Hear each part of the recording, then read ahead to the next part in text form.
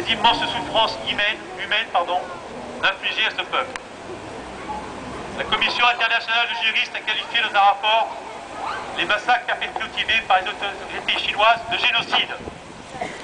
Le bilan de l'invasion chinoise est estimé à 1 200 000 victimes depuis 1949.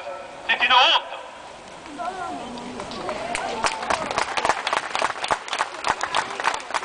C'est une honte. Le Tibet reste aujourd'hui un pays occupé, opprimé, et qui subit la force, la peur, la souffrance. Il est toujours confronté au problème fondamental de sa survie. De graves violations des droits de l'homme sont perpétrées à travers le Tibet, qui résulte bien souvent de la politique de discrimination raciale et culturelle menée par l'occupant chinois.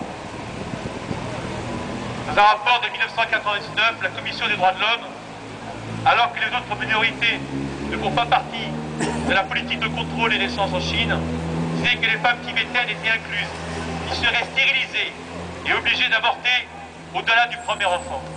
Et c'est là où on va faire les Jeux Olympiques, chez les Chinois. Le droit à pratiquer librement sa religion est bafoué par le gouvernement de Pékin. Et même les photos du Dalai Lama sont interdites sous peine de prison. Près de 200 prisonniers d'opinion tibétains sont aujourd'hui détenus dans les prisons de Dramshi. Mais en Chine, depuis l'arrivée au pouvoir des communistes chinois, les droits de l'homme ont toujours été bafoués. Et en évoquant ceci, je ne peux oublier le soulèvement de la place Tiananmen, avec le massacre à l'époque de plus de 1400 victimes. Il a été reconnu dans le monde entier que les Tibétains, devenus comme l'un des groupes les plus importants parmi les 55 minorités nationales en Chine, se distinguent des autres par la géographie, l'histoire, la langue, la culture, la religion, les coutumes et la tradition. Toute l'histoire d'un peuple.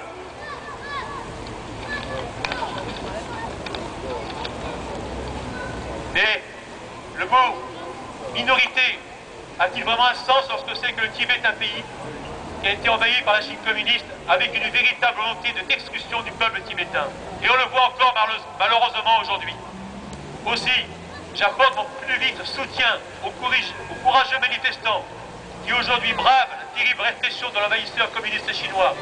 Et j'apporte mon plus vif soutien à sa sainteté le Dalai Lama qui revendique le droit pour tous les Tibétains.